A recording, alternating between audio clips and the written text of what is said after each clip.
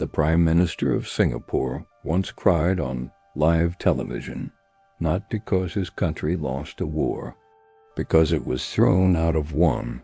That was 1965. 60 years later, Singapore has a higher income per person than Germany, the United Kingdom, and the United States. Nobody planned this. One man decided it. His name was Kuan.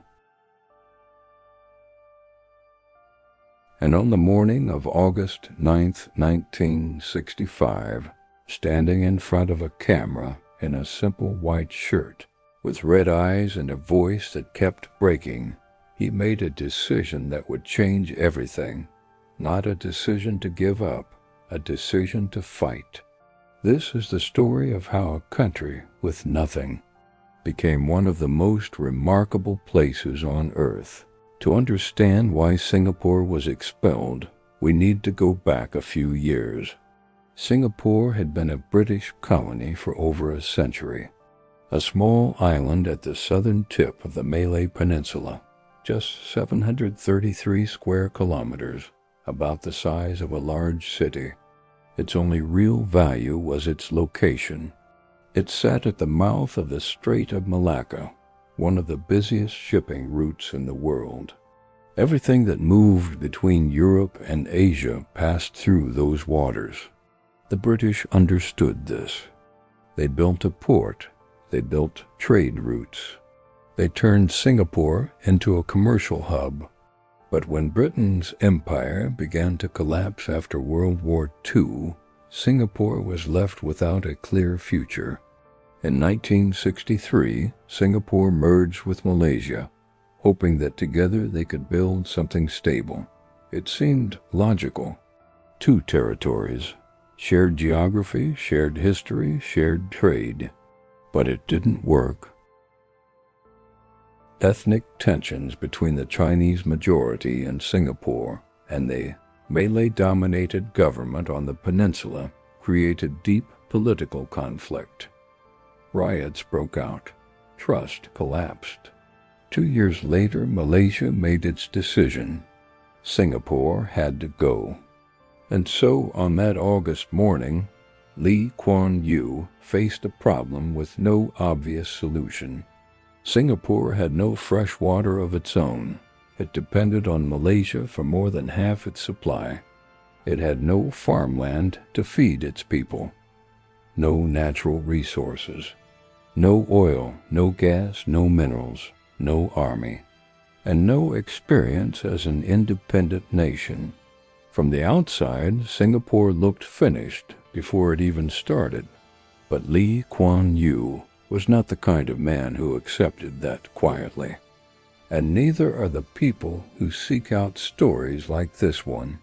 If you're the kind of person who wants to understand the world beyond the surface, subscribe to the channel, leave a comment telling us where you're watching from, and like the video. It helps more people find these hidden stories. Because what Kuan did next, nobody saw coming. Kuan had one advantage that no map could show: clarity. He understood Singapore's situation with brutal honesty. No resources to mine, no land to farm, no oil to sell. The only real asset Singapore had was its people and its position in the world. So he made a decision that at the time seemed almost absurd. Singapore would become the best place in the world to do business. Not just decent, not just competitive, the best. To do that, he needed foreign companies, foreign capital, foreign expertise. He would have to convince the world's largest corporations to build factories, offices, and operations on a tiny island that had never governed itself before. Most experts said it couldn't be done. Kuan went ahead anyway. The first move was infrastructure. In the late 1960s and early 1970s, Singapore built the Jurong Industrial Estate, a massive zone of factories carved out of swampland in just a few years. The land was barely habitable. The workers were unskilled. And yet, Jurong became Singapore's industrial backbone. Then came the port.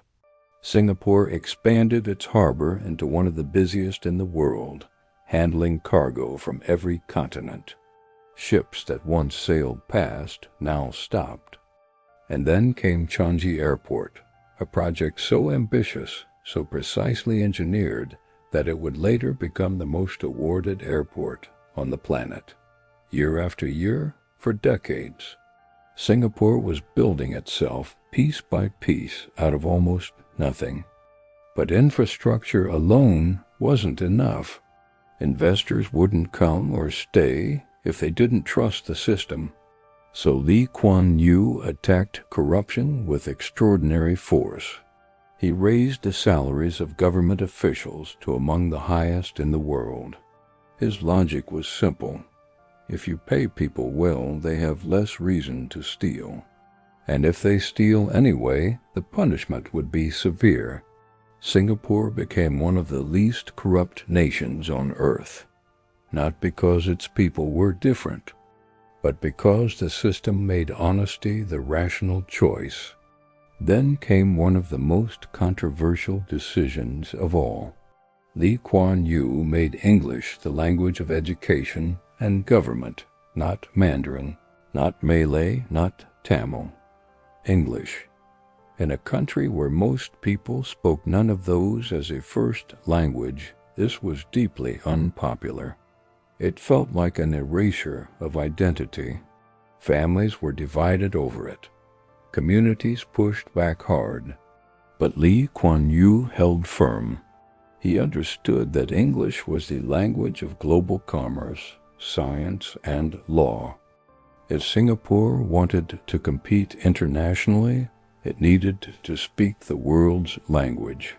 Within a generation, Singapore had a workforce that multinationals could hire directly, communicate with easily, and trust to understand contracts, technical manuals, and financial documents. It was a painful decision, and it worked. By the 1980s, Singapore was growing fast. Foreign investment was pouring in, jobs were being created. The standard of living was rising, and from the outside, the story looked like a perfect success. But inside Singapore, something more complicated was taking shape, because the same government that built the hospitals and the schools and the airports also controlled what you could say, what you could publish, who could run for office, and what happened if you disagreed too loudly. Singapore's ruling party, the People's Action Party, or PAP, has been in power since 1959. That is not a typo. Since 1959, elections are held regularly. Opposition candidates do run. But the PAP wins every time with large majorities. Critics argue this happens not through fraud, but through a system that makes real opposition almost structurally impossible. Through gerrymandering, defamation lawsuits against critics, and a media landscape that leans heavily toward the government's position. Lee Kuan Yew himself was famously unapologetic about this. He believed that Singapore's survival required strong, stable, centralized governance. Democracy, in his view, was a luxury that small, vulnerable nations could not always afford. Whether you agree with him or not, the data is hard to argue with. Singapore works. Its hospitals rank among the best in the world. Its public transport is a global model. Its schools consistently top international rankings. But the question of what was traded away to achieve that is one Singapore still hasn't fully answered. There is a word in Singaporean culture that says everything about the psychological cost of this model. Kiasu. It comes from Hokkien Chinese and it means, roughly, the fear of losing out. In Singapore, kiasu is everywhere. Students study relentlessly. not just to succeed, but because falling behind feels like a kind of failure of character. Parents enroll children in tutoring from the age of 4. Professionals work brutal hours, not for passion, but for fear of being left behind. The pressure is real, and it is exhausting. Singapore regularly ranks among the most stressed societies in Asia. Mental health challenges are significant, particularly among young people. The country built a system that rewards excellence. But excellence, when it becomes compulsory, has a cost. And then there is the cost of simply living there. Singapore is one of the most expensive cities on the planet. A small apartment in a decent neighborhood can cost more than a house in most European capitals. A car, due to government restrictions on vehicle numbers, can cost 3 to 4 times its base price once taxes and permits are added. For the wealthy professionals and multinationals that Singapore attracts, this is manageable. For working-class Singaporeans, it is a daily struggle. The island that was built for prosperity is for many of its own people increasingly difficult to afford. And yet, despite everything, the political control, the social pressure, the cost of living, the results Singapore achieved are, by any objective measure, extraordinary. Let's look at the numbers. In 1965, Singapore's GDP per capita was roughly $500, about the same as Ghana at the time. Today, it exceeds $65,000, higher than the United States, higher than Germany, higher than the United Kingdom, higher than Japan.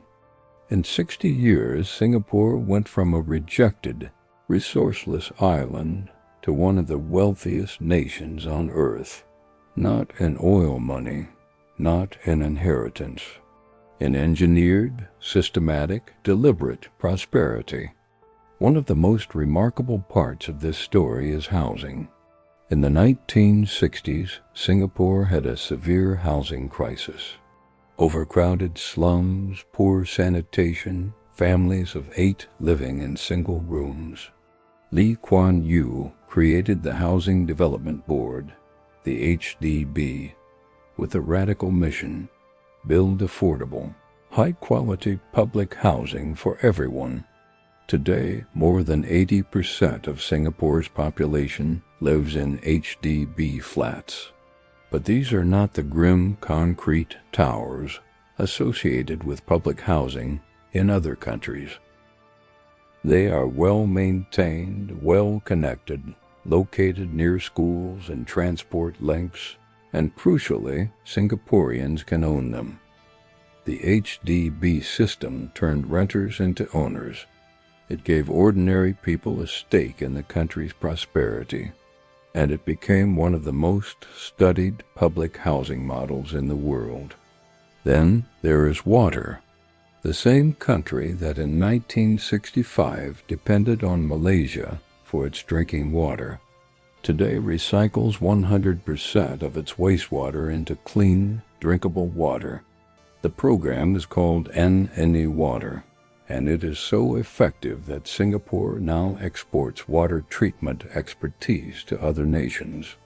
They turned a vulnerability into a technology, a crisis into an industry. And there is Changi Airport, worth a moment of its own. Changi has been voted the world's best airport so many times that it essentially retired the trophy. It has an indoor waterfall, a butterfly garden, a cinema, a rooftop pool, shops and restaurants open around the clock. But Changi is not just a luxury showpiece. It is a logistics masterpiece, one of the most efficient cargo and passenger hubs on the planet.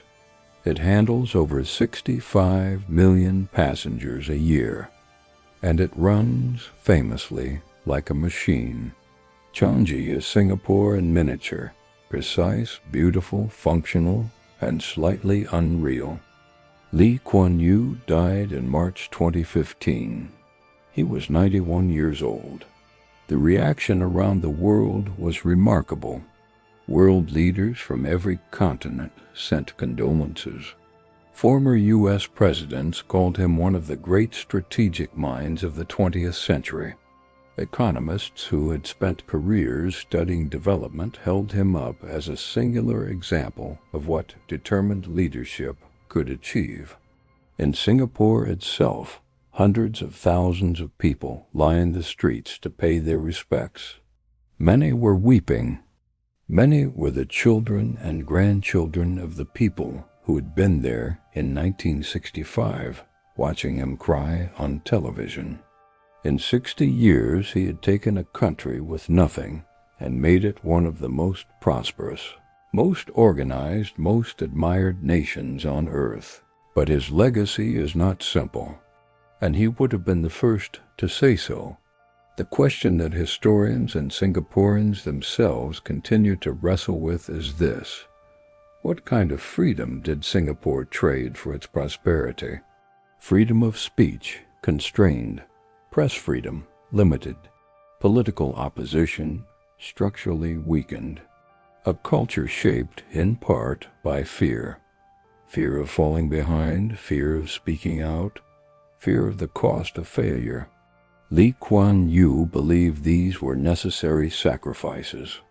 He argued that Singapore's fragility, its size, its ethnic diversity, its total lack of natural resources, meant that only a tightly governed system could hold it together long enough to succeed.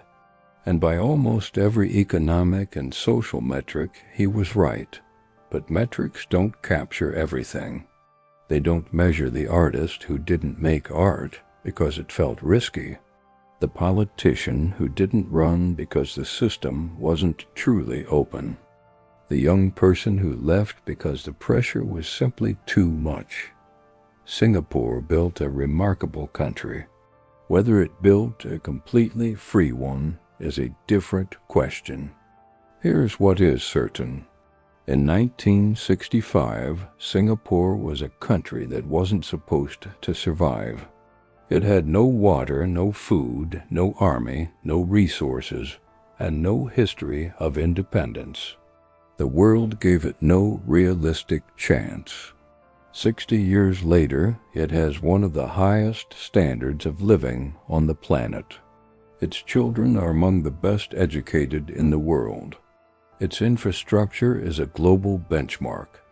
Its story is taught in universities, studied by governments, and cited by economists as one of the most dramatic examples of national transformation in recorded history. Singapore didn't discover oil. It didn't win a war. It didn't stumble into prosperity. It decided to be prosperous. And then it did the hard, painful, disciplined work of making that decision real. That is either the most inspiring story in modern history or a warning about the price of ambition, depending on how you look at it. Maybe it's both. The man who cried on television in 1965 built something that, in its own complicated, imperfect, extraordinary way, lasted. Singapore exists, against every prediction, against every obstacle, against every reason it shouldn't. And the next time you walk through an airport and everything just works, the signs are clear, the lines move, the planes leave on time, the bathrooms are clean, there's a chance that airport was modeled, in some small way, on what one sleepless, relentless island decided to become. Not because it was easy, because there was no other choice.